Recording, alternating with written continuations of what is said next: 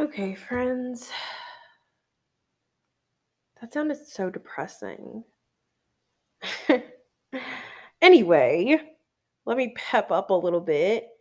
Okay, so if you guys are like my friend, you've probably been wondering, hey, Carly, where the have you been?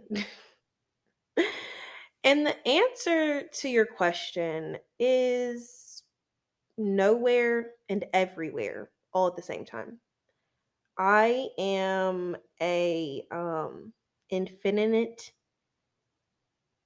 being who is everywhere and nowhere at the same time. I'm just kidding.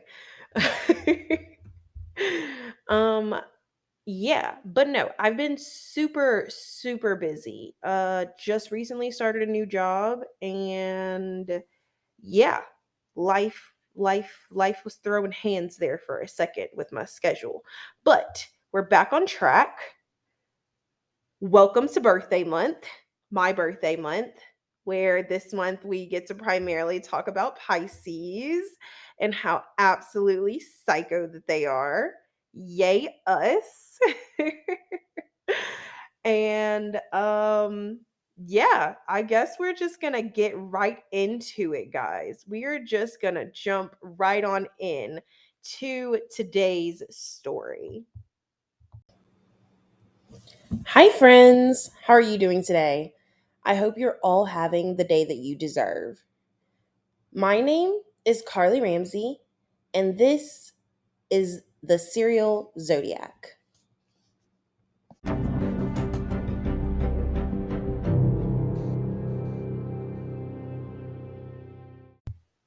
This week, we will be taking a look at the zodiac sign Pisces.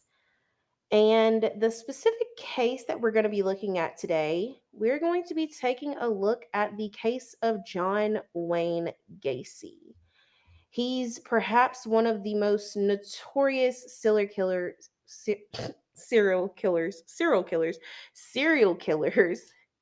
in US history. He is a convicted child murderer. He raped and tortured at least 33 people between 1972 and 1978 in Cook County, Illinois. And John is a Pisces. Now, guys, if you know a Pisces in your life, be nice to them. According to the FBI, Pisces are ranked in the top 40% for um, becoming serial killers. So if you personally know me, be nice to me. That's basically what I'm trying to tell you. And if you don't know, my birthday is also in the month of March, and so that makes me a Pisces. So this month's stories will be very close to my heart. And it honestly does include some of, I don't want to say they're my favorite serial killers, but some of the cases that really just kind of mind fucked me that people could be this sadistic and horrible. But anyway, back to John. John was dubbed the Killer Clown due to the fact that he dressed up as a clown for a local children's birthday parties, and he also worked as a contractor, and he was a highly respected member of his community. I'm I'm not laughing because he dressed up as a clown and that's why they called him the Killer Clown. I'm laughing because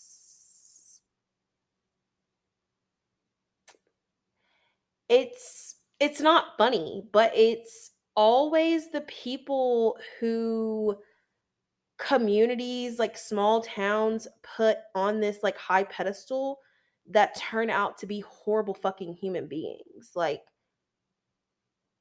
there's a correlation. It's not always then. Like it's not always like if you put this person on a pedestal, they're going to be a horrible human being, but Yeah, like in most of these cases, these people have basically everyone in their town fooled, and they're this great stand up citizen.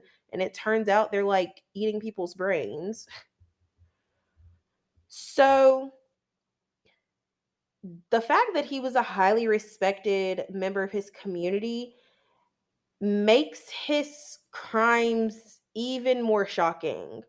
So, today we're going to delve into the disturbing and complex case, including some of the disturbing details surrounding his victims, his motivations, and the voluminous trial that exposed his heinous crimes. We'll be exploring Gacy's life and criminal activities, his trial and conviction, and the lasting legacy of his heinous crimes. So buckle up and get ready for a deep dive into the dark world of this serial killer, John Wayne Gacy.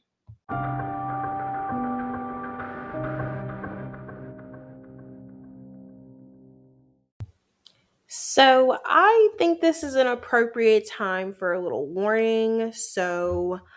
Warning, the following presentation is intended for mature audiences only. It contains graphic descriptions of crime scenes, adult dialogue, and strong language. Viewer discretion is advised. John Stanley Gacy and Marion Elaine Robinson's only son, John Wayne Gacy, was born on March 17th, 1942, at Edgewater Hospital in Chicago, Illinois. His mother was a housewife, while his father was a mechanist who worked in the auto repair industry. Gacy's family was Catholic, and he had a Polish and Danish background. Gacy had a close relationship with his mother and two sisters, but he struggled with his alcoholic father, who physically abused his family. John's father constantly disparaged his son, referring to him as dumb and stupid, and made negative comparisons between John and his sisters. Gacy's father striking him with a leather belt for inadvertently rearranging parts of an engine he had put together is one of his first memories of his father. While his mother sought to protect him from his abusive father, she was met with claims that he was a mama's boy and a sissy who would probably grow up queer. Gacy still loved his father despite this treatment, but he believed he was never good enough in his father's eyes. In 1949, Gacy's father learned that his son and another boy had been discovered touching a young girl inappropriately. As a form of discipline, his father spanked him with a razor strop. The same year, Gacy would occasionally be molested in his truck by a family friend and contractor. Gacy was terrified that his father would accuse him, therefore never informed him about it. Let's take a pause. Let's let's take a little teeny weeny pause. First off, John's childhood, typical serial killer shit. Abusive dad, dismissive mom. Like, not saying she was dismissive, she did try to protect him, but I'm a firm believer of like, I feel like there's more that could have been done sometimes. Like a razor stroke. Come on, guys. And the fact that he was being molested and was so scared that his father may blame him that he just didn't say anything, wild. Completely wild. Like, that just speaks volumes to his childhood and what he had to go through. Back to the story. John was an underweight, sedar- s- oh my gosh, I can't pronounce words. Sedentarian, hold on. Sedentary child. He was advised not to participate in any school sports due to a cardiac problem. And when John was in the fourth grade, he started having blackouts. These incidents occasionally caused him to be hospitalized, and in 1957, his appendix burst as well. Talk about a rough childhood. John later calculated that he had spent nearly a year in the hospitals between the ages of 14 and 18. And he blamed this for the fall of his grades. As John lay in the hospital bed, his father publicly accused his son of fabricating the incidents in an effort to attract sympathy and attention. John's physical issue was never definitively identified, despite the fact that his mother, sisters, and a select group of close friends never questioned his ailment. One of Gacy's high school acquaintances remembers numerous occasions when his father thrashed or made fun of his son without cause. He once saw Gacy's dad, who had been drinking, come out of the cellar and start insulting, then striking his son. This happened in 1957. As her kid put up his hands to defend himself, Gacy's mother tried to step in. The acquaintance claimed that during these confrontations, Gacy never hit his father in return. Okay, so I think, and this is gonna make me sound like an asshole, but hear me out. If you're not gonna take care of your child or you're going to abuse them, just get an abortion. Pro tip. And hear me out, because just as often as people say, "Oh, don't get an abortion. They could be the next president." They could also be the next serial killer because you weren't prepared or ready to have a child. Prime example, John Wayne Gacy. I mean, his father literally terrorized him throughout his childhood, and look at how he turned out. Treat your kids better. Treat your kids with respect, or don't have them. Problem solved, right? Right. Back to John.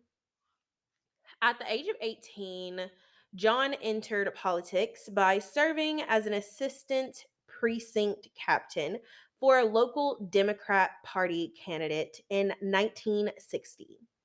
This prompted his father to criticize him even more and label his son as a patsy.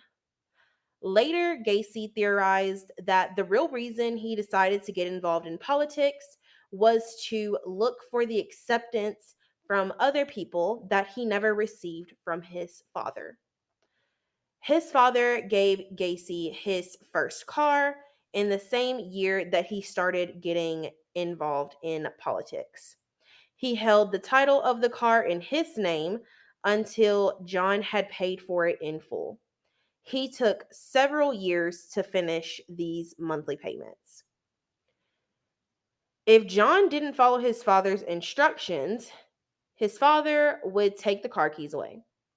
Once his father seized the first set of keys in April of 1962, John bought a backup set. As a result, his father took off the distributor cap and stored it for 3 days. After this episode, Gacy remembered feeling completely nauseous and depleted. Okay, let's take a little pause. Pause. Let me tell you something. If you don't know anything about a car, I happen to know a lot about distributor caps. Side note, when I was in high school, I had a 2001 GMC Jimmy, and every time it rained, the car would never start. Reason being was the distributor cap. It was loose. So every time it rained, it would get moisture under it. To take off your child's distributor cap off of their car because you didn't want them to drive it because they wanted to drive a car that they were paying for is wild. Like, I get taking keys, but even at that point, John is paying for this car. He's also 18. And I mean, if he's paying for the car, I'm assuming he probably could have just went and gotten it in his own name. At this point, his dad is just holding this car over his head for absolutely no reason. And the fact that you're so upset that he went and got another set of keys, that you took the distributor cap off of his car, which, if, like I said, if you don't know about cars, a distributor cap will cause your car to literally just not start. Like, you have to have the distributor cap on your car. The fact that you use this as a form of punishment, like, I know lots of people who have trauma from cars not working. And so, like, not only this, but not only that, but like, I mean, I feel like that definitely could make a person feel so helpless and so small. Like, you don't even have control of your life in the littlest aspects. You're paying for something that you can't use because your dad just simply doesn't want you to use it because you didn't follow his directions, even though at the age of 18, you are a fully grown adult. Crazy. So, with only $136 in his pocket, Gacy left home hours after his father changed the distributor cap in the hopes of finding lodging with a female relative who had moved to Las Vegas, Nevada. 2 years earlier, after losing connections with her family. Over the course of 3 days, he alternated between sleeping in his car and budget hotels as he made his way to the city. John initially sought employment with the city's EMS service before being hired as a staff member at Palm Mortuary. John slept on a cot behind the embalming room as a mortuary assistant, and he spent 3 months there watching the embalming of corpses and occasionally acting as a pallbearer. Afterwards, Gacy admitted that he had entered the coffin of a deceased teenage boy while alone, hugging and touching the body before becoming startled. The following day, John called his mother to inquire about his father's willingness to let him go back home in light of this. And the following day, his father drove back to Chicago after approving.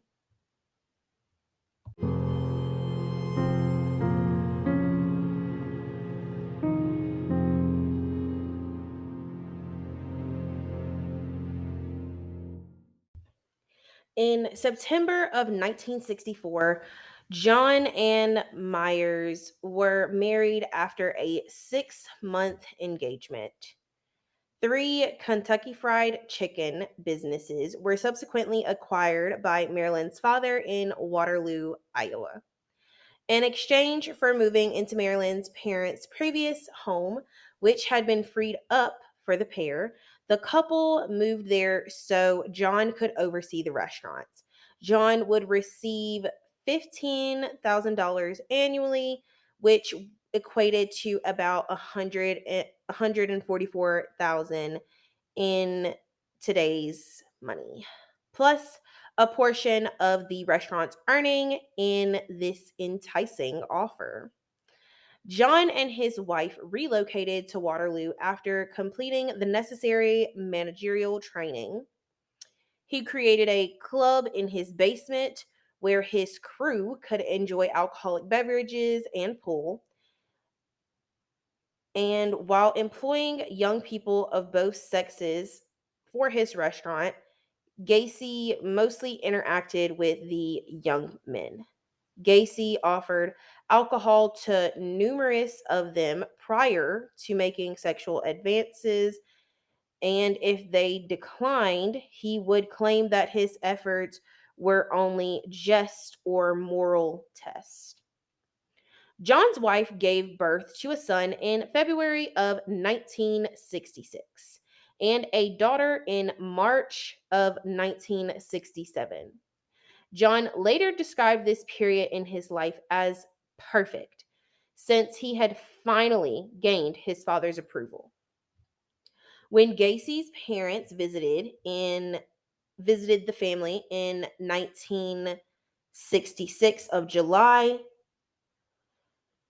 Gacy's father personally apologized for the emotional and physical torture that he had inflicted on his son throughout his infancy and adolescence. He then shook John's hand and jokingly said, "Son, I was mistaken about you," because that's a fucking apology for years of torture. But I digress.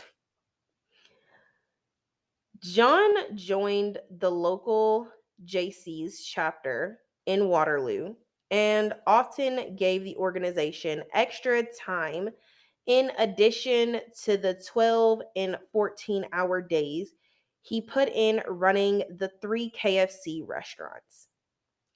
John frequently brought fried chicken to the meeting and insisted on being addressed as Colonel. Together with the Waterloo JCs, he was also heavily involved in drug use, prostitution, wife swapping, and pornography. Although being viewed as conceited and a bit of a braggart, Gacy was highly regarded by his fellow JCs for his fundraising efforts, and in 1967, he was given the title of Excellent Vice President of the Waterloo JCs. Gacy served on the board of directors in the same year. So, this is the part of the story where we're going to kind of backtrack and tell you what he was doing in addition to all of the things that he was also doing that I just mentioned before. So, all of these things are happening kind of simultaneously. And this is more so about the actual crimes that he did. At least 33 young men and boys were killed by John, who buried 26 of them in the attic of his home. He enticed victims from Chicago's Greyhound bus station, Bughouse Square, or just off the streets with the promise of a job with PDM, booze, drugs, or money in exchange for sex.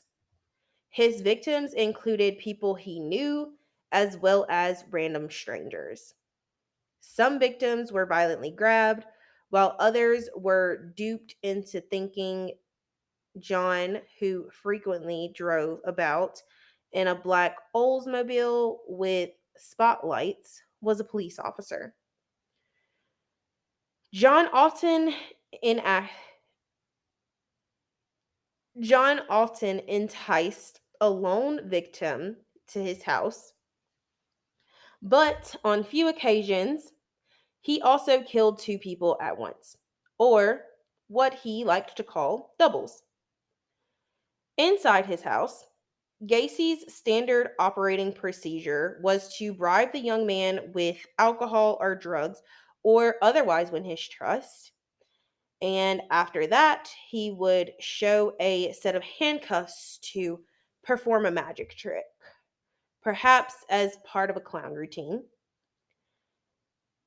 He used to secretly unlock himself with the key he kept between his fingers after handcuffing his own hands behind his back.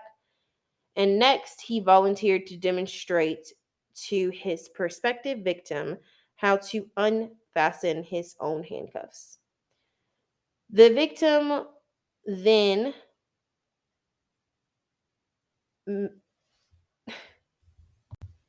the victim was then manacled and unable to release himself when Gacy would say, "The thing is, you have to have the key." Gacy called this restraint technique he used on his victims the handcuff trick. After shackling his victims, Gacy started raping and torturing his hostages before making his victim fellatiate him. He typically started by sitting on or straddling himself over the victim's chest. After sodomizing his victims, John tortured them by burning them with cigarettes, making them impersonate horses while he sat on their backs and yanked on homemade reins around their necks, and violated them with alien objects like dildos and prescription bottles. Gacy frequently manacled his hostages' ankles to a 2x4 with handcuffs attached at each end, an act inspired by the Houston mass murders to immobilize their legs before indulging in acts of torture. He was known to have dragged or forced a number of his victims to crawl into his bathroom, where he partly drowned them in the bathtub before repeatedly reviving them to allow him to continue his protracted assault. He was also known to have verbally taunted many of his victims throughout their continued abuse. John would say that he would kill his victim when he chose to, in cases where the victim had requested to be killed rather than subjected to further torture. John frequently used a rope tourniquet to strangle his victims before gradually tightening the rope with a hammer handle. He frequently told his hostages, "This is the last trick," referring to this performance as the rope trick. At least once, when he tightened the rope around the victim's neck, he read a portion of Songs 23. A few times, the victim convulsed for an hour or two before passing away, but many of the victims actually died of asphyxiation from cloth gags that were pushed down their throats. With the exception of his two final victims, everyone was killed between 3 and 6 in the morning. John typically kept his victims' remains under his bed for up to 24 hours after they passed away before burying them in the crawl space. Here, he would occasionally sprinkle quicklime to expedite the process of decomposition before being buried. Several victims' bodies were brought to his garage and embalmed. And I know, you were probably thinking to yourself, what a sick fuck. You would be correct. But you're also probably thinking to yourself, where the fuck was his family when he was doing this shit? Well, friends, here to tell you, they were in the house. His second wife had reportedly smelt death or decaying bodies, and she would occasionally see him going down into the crawl space with big bags of big bags of lime. Yeah, they were in the house while he was doing this. The first murder committed by Gacy was on January 3rd, 1972. Gacy later claimed that after attending a family celebration on January 2nd, he made the decision to drive to the Civic Center in the Loop the next morning in order to see a display of ice sculptures. He then lured a 16-year-old named Timothy Jack McCoy from Chicago's Greyhound bus terminal into his car. McCoy was returning from a Christmas vacation in Eaton Rapids, Michigan, to his father's home in Omaha, Nebraska, and informed Gacy in their initial conversation his connecting bus to Nebraska was not due until noon. Gacy took McCoy on a sightseeing tour of Chicago and then drove him to his home with the promise that he could spend the remainder of the night and be driven back to the station in time to catch his bus. Prior to McCoy's identification, he was simply known as the Greyhound busboy.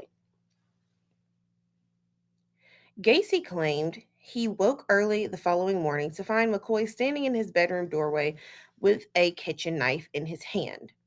He then jumped from his bed and McCoy raised both arms in a gesture of surrender, tilting the knife upwards and accidentally cutting Gacy's forearm. Gacy twisted the knife from McCoy's hand, banged his head against the bedroom wall, kicked him against his wardrobe, and walked towards him. McCoy then kicked Gacy in the stomach, doubling him over. Gacy then grabbed McCoy, shouting, "Motherfucker, I'll kill you." He then wrestled McCoy to the floor, stabbed him repeatedly in the chest as he straddled him.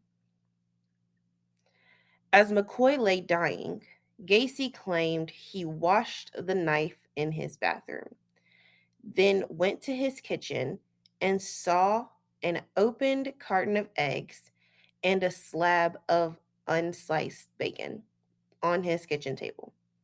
McCoy had also set the table for two. He had walked into Gacy's room to wake him while absent-mindedly carrying the kitchen knife in his hand. Gacy entered McCoy in his crawl space area before pouring concrete over the grave to conceal it. In an interview conducted a few years after his arrest, Gacy said that while he felt completely drained after killing McCoy, he had a mind-numbing orgasm as he was stabbing him and listening to his gurglations and gasps for oxygen.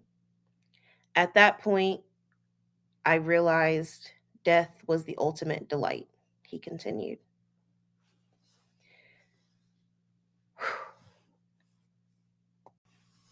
Now that we know Gacy's a psychopath, we're gonna go on and talk about his second murder. So Gacy claimed that he killed someone a second time in January of 1974. The victim's identity is still unknown, and Gacy killed him by hanging him, then hid the body for burial in his closet. Like, what? What? Guys, he claimed, like, this is like, they have never identified this person. They also, like, don't know if it's even, like, true. Um, but this man's just out here. It's not funny. He's really out here being like, yeah, I also killed someone else that around that same time, and I hung them, and to hide the body, I put him in my closet. Like, it's a flex. It's not. You're a psychopath, sir. Later, he claimed that the victim's lips and nose had released bodily fluids and stained his carpet. In order to avoid such leakage before the victims were buried, Gacy frequently inserted cloth rags into own the victim's own undergarments or a sock into their lips. Ugh, this man's just a psychopath. John Boldovich, an 18-year-old PDM worker from Lombard, vanished on July 31st, 1975. The keys to Boldovich's automobile were still in the ignition when it was discovered parked close to the intersection of Sheridan and Lawrence, along with his wallet and jacket. When questioned by authorities, Gacy claimed that Boldovich and two companions had been to his residence to demand the unpaid wages, but they had come to an agreement and left together. During the course of the next 3 years, Boldovich's parents made more than 100 calls to the police, pleading with them to look into Gacy more thoroughly. Afterwards, Gacy acknowledged seeing Boldovich get out of his car at the intersection of West Lawrence Avenue and wave at him. Gacy claims that Boldovich said, "I want to talk to you," as he walked up to the car. Gacy formally invited Boldovich to address the matter of his past due wages before inviting him back to his house. Gacy offered Boldovich a drink at his house before tricking him into letting his wrist be handcuffed behind his back. Gacy later admitted that prior to strangling the child, he had sat on the kid's chest for a time.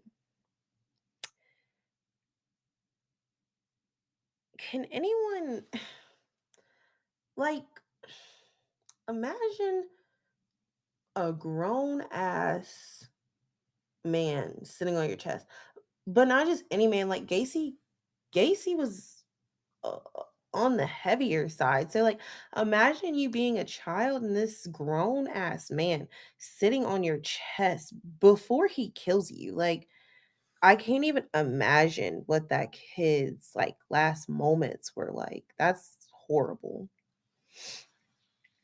In order to bury Boldovich's body later in the cross area, he stored it in his garage. Gacy had originally planned to dig a drain tile, but when his wife and stepdaughters arrived home earlier than expected, he buried Boldovich's body beneath the concrete floor of the tool room addition of his garage. Like, where? What? Like, how did his family not smell these rotting bodies? So many questions, so little answers. And if they did smell it, why didn't they think to say anything? Like, oh, it smells like rotting flesh. The trial for Gacy started on February 6th, 1980. Arguments centered on whether Gacy might be deemed crazy and sent to a state mental institute after confessing to the killings. In the year leading up to his trial, Gacy saw doctors at the Maynard Correctional Institute in Chester for more than 300 hours at the request of his defense attorney. Before a group of psychiatrists to assess whether he was mentally fit to stand trial. He underwent a normal of psychological examinations. Gacy made an effort to persuade the medical professionals that he had multiple personality disorder. The diligent, community minded contractor, the clown, the engaged politician, and a police officer named Jack Hanley, whom he referred to as Black Jack, were the four personas he claimed to have.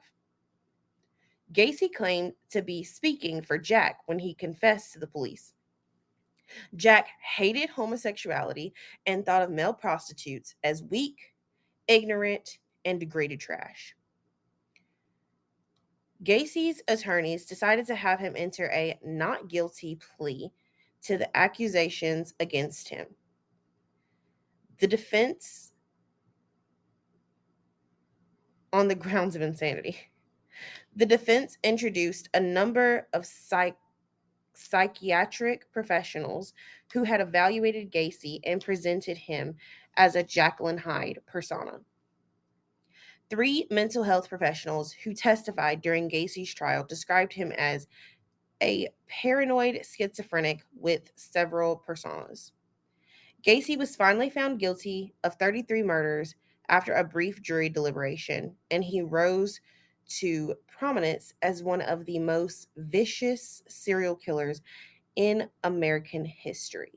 He received 21 natural life sentences and 12 death sentences.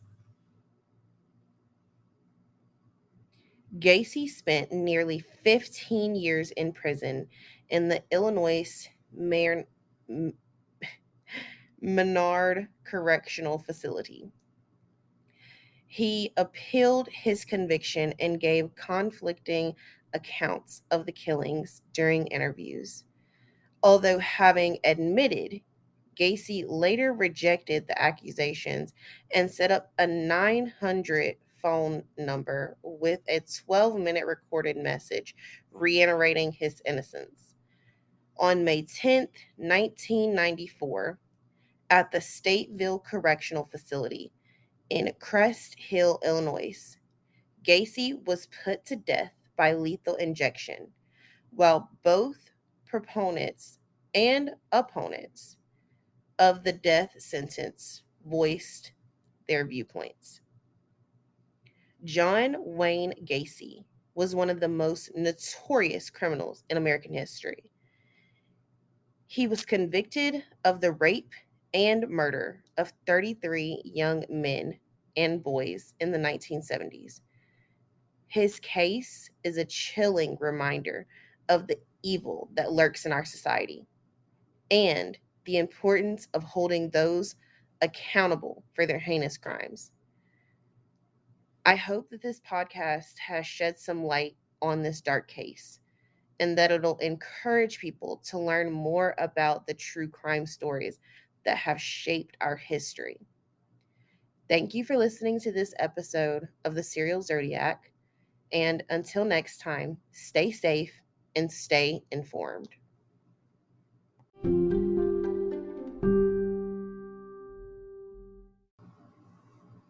Thank you so much for taking the time to listen to my podcast. I am usually here for you on Thursdays. I totally apologize about my episode being a little late this week, but hey, better late than never. I can't wait to see you guys next Thursday, and until then, bye-bye. Stay safe.